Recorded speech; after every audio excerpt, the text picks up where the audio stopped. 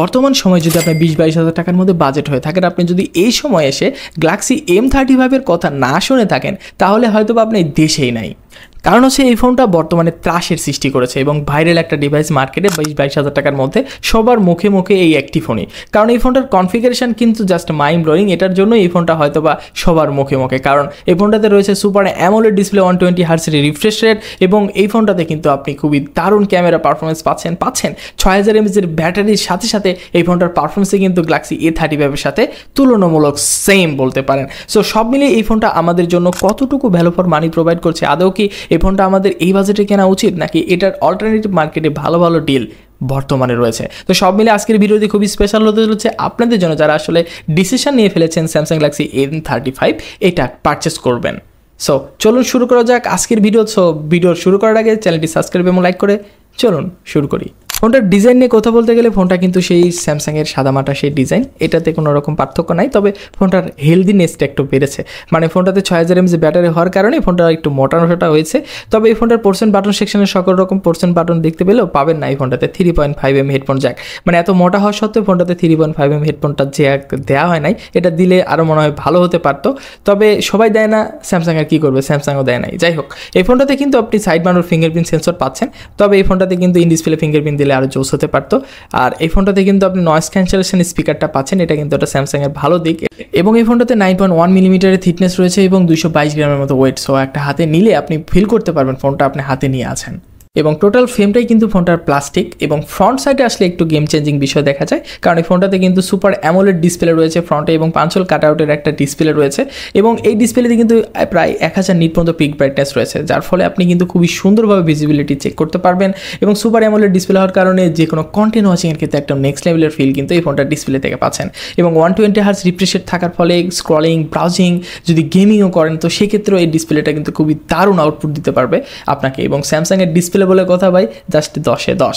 এবং এই ফোনটা 6.6 ইঞ্চের রয়েছে ডিসপ্লে, এবং স্ক্রিন টু বডি রেশিও মোটামুটি লাগে, তবে এটার মানে হচ্ছে যে রেশিওটা আর একটু ন্যারো করলে আরও জোস হতে পারতো।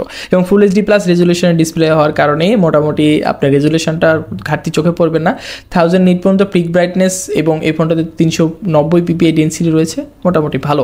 এবং অলওয়েজ অন ডিসপ্লে সাপোর্ট পাচ্ছেন, তবে এই ফোনটাতে ইন ডিসপ্লে ফিঙ্গারপ্রিন্ট সেন্স থাকতে আরও জোস হতে পারতো। এবং ডুয়েল স্টেরিও স্পিকারের সাউন্ড সিস্টেম কিন্তু এই ফোনটাতে পাচ্ছেন, এটা কিন্তু একটা ভালো বিষয়। তো মানে লো বাজেটের ফোনগুলোতে স্যামসাং কিন্তু ডুয়েল স্টেরিও স্পিকারটা দেয় না, তো এটাতে কিন্তু দিয়ে দিয়েছে। সো আই থিঙ্ক আপনাদের কিন্তু ভালো লাগবে। তো ভুলেই গেছি, এই ফোনটার প্রোটেকশন হিসেবে ডিসপ্লেতে কিন্তু কর্নিং গ্লাস ভিক্টাসের সাপোর্ট রয়েছে, মানে একদম ফ্ল্যাগশিপ গ্রেডের যে ডিসপ্লে প্রোটেকশন, সেই ডিসপ্লে প্রোটেকশন কিন্তু এটাতে দেওয়া আছে। তবে ভাই এটার প্রতি এতটা ভরসা করার কিছু নাই, আপনি অবশ্যই একটা প্রোটেক্টর ইউজ করবেন। ওয়েল, ডিসপ্লে তো আমাদেরকে যথেষ্ট সন্তুষ্ট করতে পেরেছে, তবে এবার আসা যাক ফোনটার পারফরমেন্স আমাদেরকে কতটুকু সন্তুষ্ট করতে পারে। অ্যান্ড্রয়েড 14-এ রান করছে আউট অফ দ্য বক্স, এবং One UI 6.1। So One UI নিয়ে কী বলবো, এটা যে একদম নেক্সট লেভেলের একটা UI, এটা নিয়ে কোনো সন্দেহ নাই। ফোনটার UI পারফরমেন্স নিয়ে কোনো রকম প্রবলেম ফেস করবেন না, খুবই স্মুথ এবং বাটার একটা ফিল দেয় এই ফোনটার UI। সো কোনো রকম বাগ ভালুকের দেখাও এই UI থেকে আপনার খুব একটা দেখতে পাবেন। অ্যান্ড্রয়েড ভার্সনের 14 রয়েছে। নেক্সট আপনি এই ফোনটাতে কিন্তু 4 থেকে 4 বছরের ওয়েস আপডেট এবং 5 বছর সিকিউরিটি আপডেট ফোনের পেয়ে যাচ্ছেন, এবং Exynos 1380 5nm চিপসেট দেওয়া আছে, যেটা A35 এর চিপসেট, এবং এই চিপসেটটা সিমিলার। তো এই ফোনটার চিপসেট দিয়ে আপনি মোটামুটি day to day task easily করতে পারবেন, মাল্টিমিডিয়া ঘুমায় করতে পারবেন। এবং এটার যে র্যাম ম্যানেজমেন্ট আছে এটাও খুবই সুন্দর, মানে 6GB র্যাম 128GB স্টোরেজ রয়েছে। তবে এটা কয়েকটা ভেরিয়েন্টও পাওয়া যায়, তো আপনি মার্কেট দেখে নেবেন। তবে এই ফোনটা 6GB 128GB মোটামুটি ভালো ছিল, এবং এটা যে মাল্টিমিডিয়া কনজিউম করে খুবই স্মুথ পাওয়া যায়। এবং এই ফোনটার গেমিং পারফরমেন্সে মোটামুটি ভালোই পারফরমেন্স পাওয়া গিয়েছে। যদি আপনি ফ্রি ফায়ার খেলে থাকেন তাহলে এটাতে কিন্তু আপনি একদম হাই গ্রাফিক্সে গেম প্লে করতে পারবেন। যদি PUBG খেলে থাকেন তাহলে 60 FPS খুব ইজিলি খেলতে পারবেন। তবে এই ফোনটাতে আপনি দেখেছেন যে অনেকক্ষণ খেললে দেখা যাচ্ছে একটু ফ্রেম ড্রপ বা একটু ল্যাগিংসের দেখা পেতে পারেন। তবে এগুলো ফোন আসলে তো গেমিং ডিভাইস না, তবে আপনি মোটামুটি টুকটাক গেমিং চালায় নিয়ে যেতে পারবেন অ্যাকচুয়ালি। তো সেগুলো দিক থেকে চিন্তা করলে অ্যাটলিস্ট এই ফোনটা একটা ভালো ডিল হতে পারে পারফরমেন্সের সেকশানে।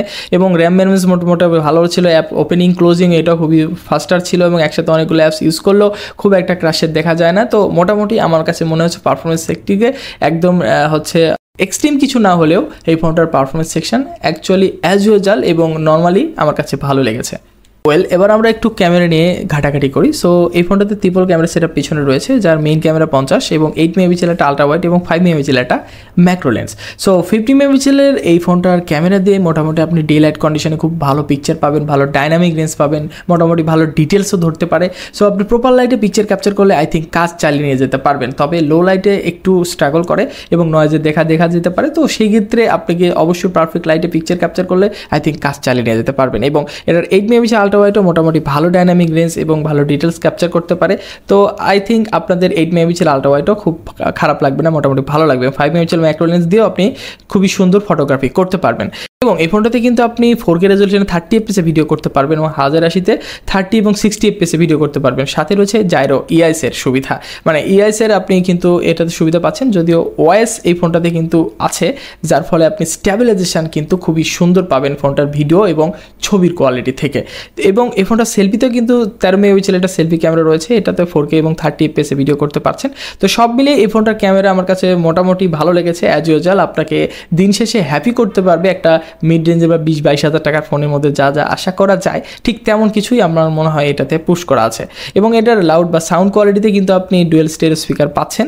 তবে এই ফোনটাতে একটা জিনিস বেশ খানিকটা মিস করছি, তা হচ্ছে এই ফোনটাতে 3.5mm হেডফোনটা জ্যাকটা দিলে আমার মনে হয় আরও জোস হতে পারতো। এবং এই ফোনটার বড় সড়ো একটা বিষয় হচ্ছে ফোনটাতে 6000 mAh এর একটা মনস্টার লেভেলের ব্যাটারি দেওয়া আছে, যা কিনা আপনাকে মানে সারাদিন অনায়াসে একদম হাই লেভেলের আপনি যদি ইউজার হয়ে থাকেন সেই ক্ষেত্রেও আপনাকে চার্জ ব্যাকআপটা দিতে পারবে। এবং সাথে কিন্তু একদম সাদামাটা কোনো রকম চার্জারের দেখা পাচ্ছেন না। তবে এখানে 25 ওয়াট পর্যন্ত চার্জিং সাপোর্ট করবে, আপনাকে অবশ্যই একটা চার্জার কিনে নিয়ে ইউজ করতে হবে।